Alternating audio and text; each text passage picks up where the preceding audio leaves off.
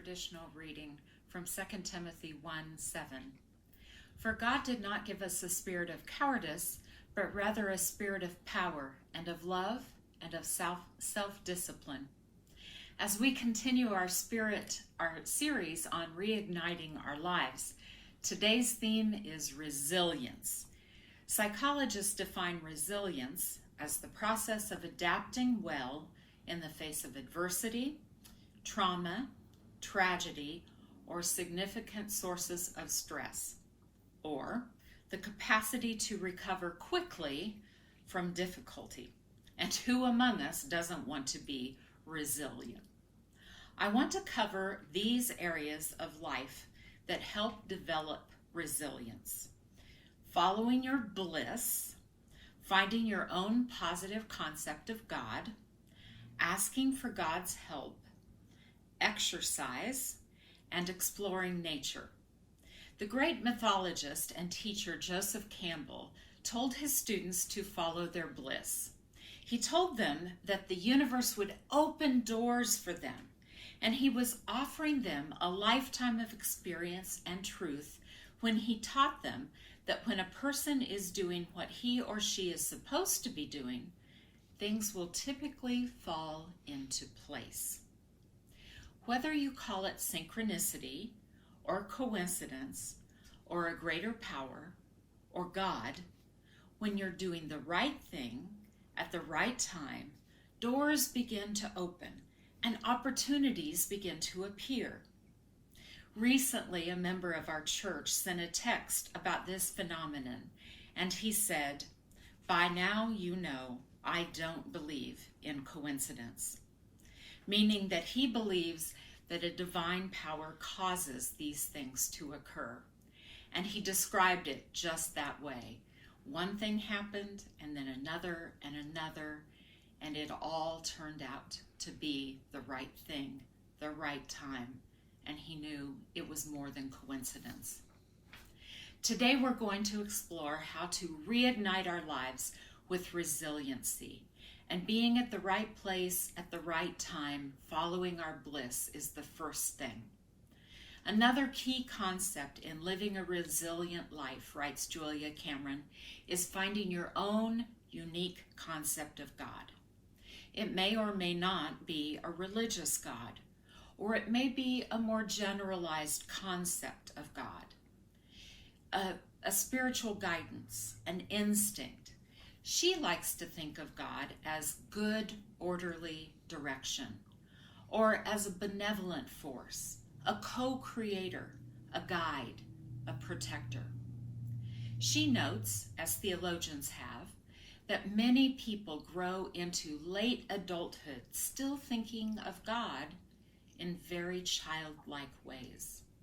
Even people who have attended church for decades have not changed their ideas, their concepts of God since childhood. If that is the case, it may be time to have a spiritual overhaul. Cameron suggests that we do a simple but profound exercise. This is a quick writing process, and I think you'll find it worth your time. So again this week, I'd invite you to take a moment to get a piece of paper and a writing utensil and jot down a few traits of your childhood God. Seriously, now take a moment to get something to write with, piece of paper, and write down just simple words. My childhood God was blank, blank, blank. Just a few words. My childhood God was royal, or all-knowing, or judgmental, or loving.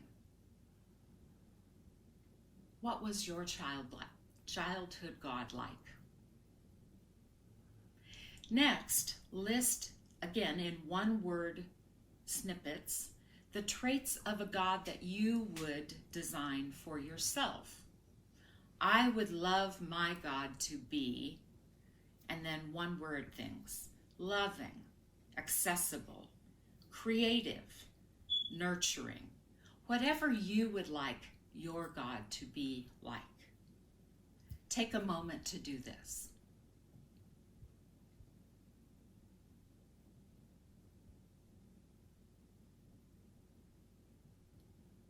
So your first list is who your childhood God was imagined in your mind. And your second list, who you would love your God of today to be like. And now that you have imagined God in the positive aspect, imagine yourself asking for God's help. If there is something you've been struggling with, ask this new God of your mind to help you with it. If there's an ache in your heart, offer it to the imagined God of your second list. Write out your request to this imagined God. The answers that you may hear could surprise and delight you. Perhaps your concept of the holy has been limiting you and not allowing you to hear God's voice completely. Our second traditional word for today is from Joshua 1:9, and it reminds us, I hereby command you, be strong and courageous. Do not be frightened or dismayed, for the Lord your God is with you wherever you go. The Lord your God is with you wherever you go. Julia Cameron tells a story of Ethan, who had been raised in a religious home, but when he recalled his upbringing, he noted that religion elicited fear in his heart. I quote from him, I believed God was always watching. I was nervous to make a wrong move. You see, Ethan wanted to try songwriting, but he was afraid his ideas were stale and unworkable. He said, I never would have connected my fear of creating to my concept of God. The music I loved was pop. It wasn't spiritual. I wasn't yearning to write hymns, so I thought God might disapprove. I think that's possibly why I stopped writing music.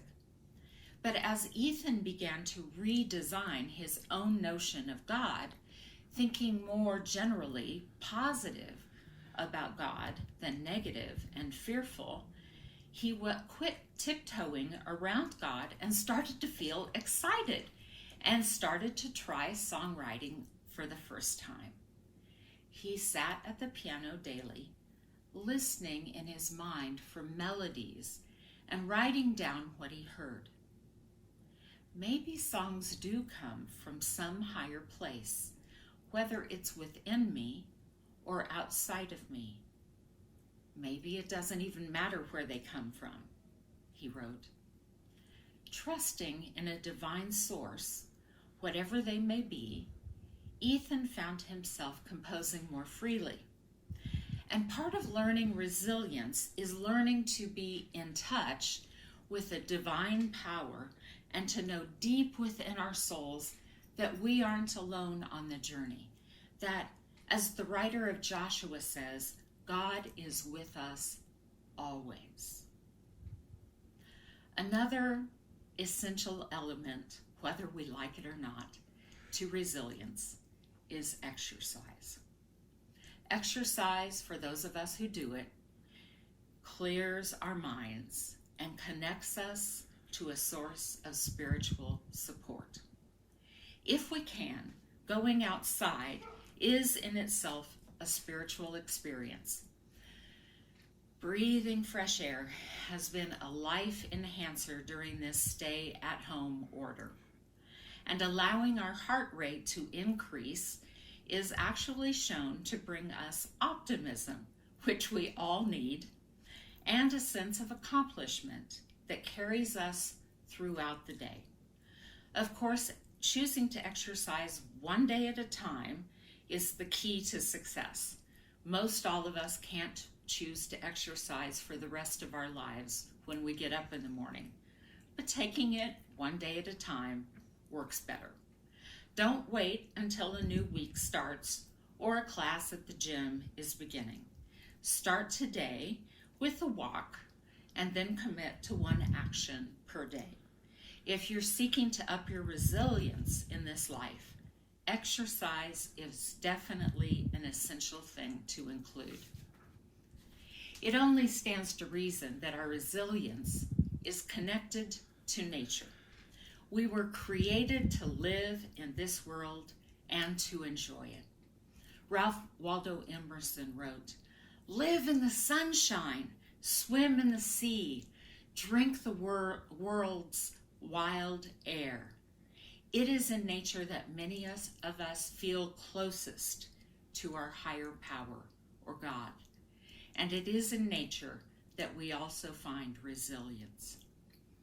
A starry night in the mountain air can make my heart stir like nothing else.